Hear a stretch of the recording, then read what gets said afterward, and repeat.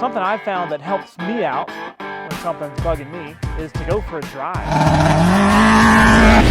Just left 5 into right 5, and then left 5 plus is going to be then right 5. Okay, maybe not a drive like that. I'm talking about something a little more slow-paced, something a little more classy.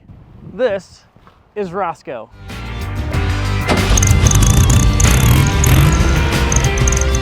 Something bugging you? Come on in, let's go for a drive.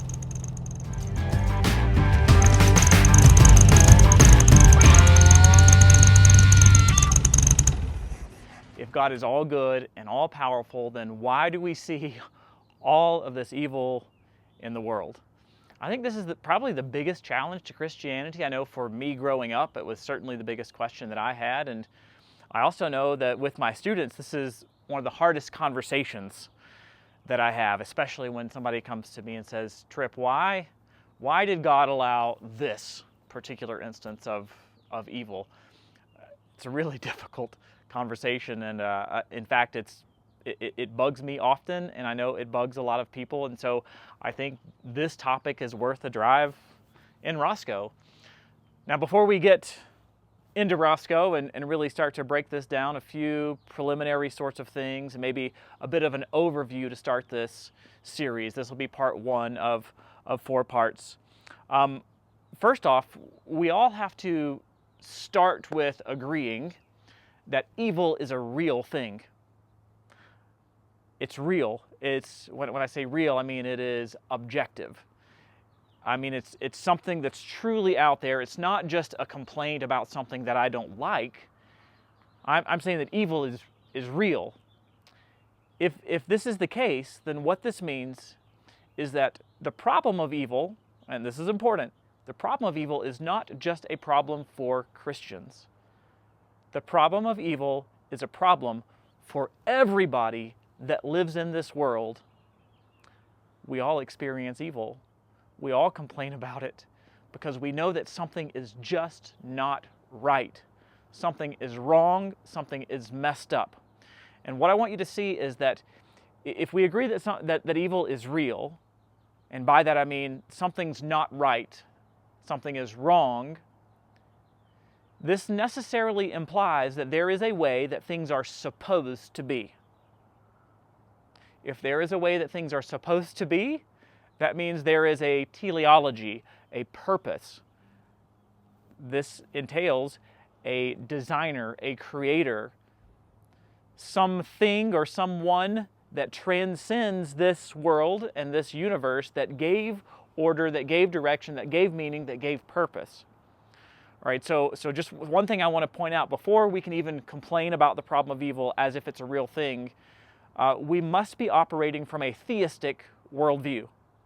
Some sort of creator, some sort of designer, some sort of purpose, if evil is a real thing. If it's not a real thing, then all we can do is complain about things we don't like. We can't complain about things being messed up or being wrong. All right?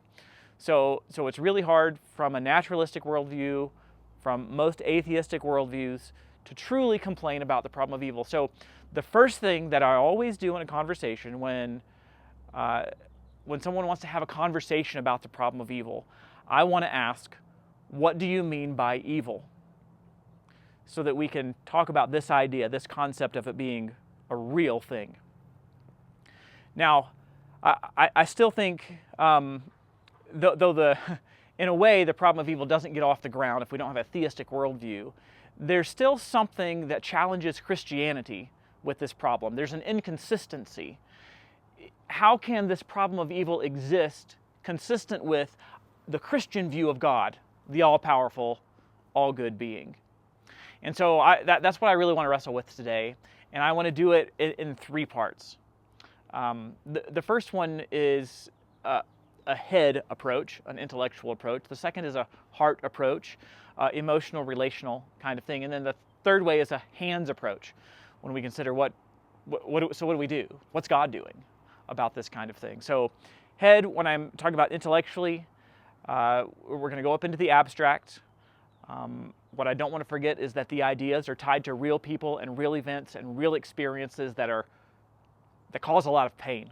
Okay, but we are going to take a step back from people just to consider the philosophical realm, the idea, the argument proper intellectually. Then we want to take a look relationally, emotionally at this issue, especially when we ask the question, so, but why did God allow this particular thing? Because we all have those particular things. And I would say most often the conversations that I get into, though we talk about, the intellectual problem, most people have an issue with evil because of the heart problem.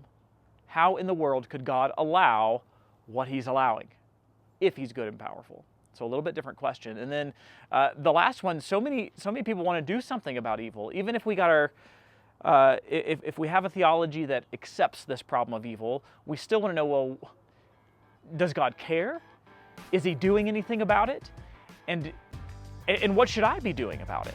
So that's the hands approach. And so I look forward to our drive together. I'm thinking I'll go for one of my favorite drives. I'm leaving from my house in Manatee Springs, Colorado, and it's just a loop through the Garden of the Gods. Beautiful, scenic drive, and a great place to really talk about things that are bugging us. So come on, hop in, and let's go for a ride. Join me for part 2.